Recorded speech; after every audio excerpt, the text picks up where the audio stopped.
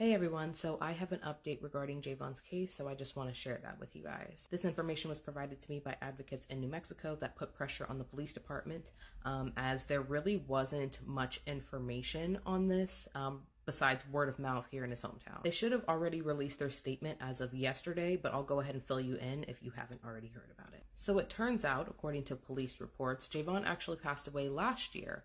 And his death is just now being made known. According to the police report, he was found hanged by chains from a pillar in front of a vacant business, not in the woods as originally reported. Now, normally this would be good news, right? Because that means it happened in public. There is likely to be security camera footage from like neighboring businesses, street cams, something, right? No, because this case was closed fairly quickly with very little investigation and was ruled a suicide almost immediately. They did not attempt life-saving measures as they reported that he was already gone by the time they got there, and the only person that they interviewed was the employee that found him. There was no mention of any attempt to review any of the footage or to contact the next of kin to notify them of his death or to request a second autopsy if that's what they wanted. And he has since been cremated, so doing a second autopsy is now out of the question. Now, are these answers better than having nothing? Yes.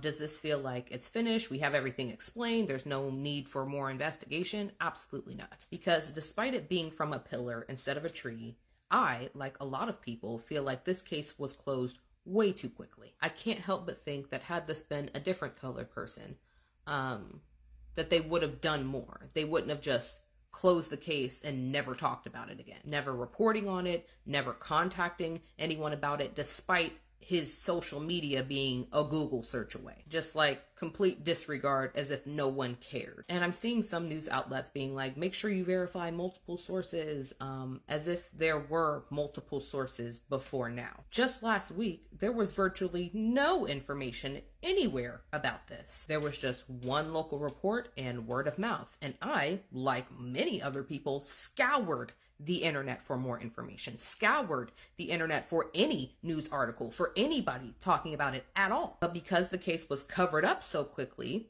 there were no sources. There was nobody talking about it. There wasn't even a single media outlet in the town that it happened that reported on this. So I, just like other people who cared about him, said what we knew, pushed for more information, and now we're getting it. Now there are news reports about it. Now people are talking about it. Now there are police reports that are available to the public. So now that we know where and when it happened, hopefully the crucial information that shows what happened wasn't lost with all the time in between his death and it being public knowledge.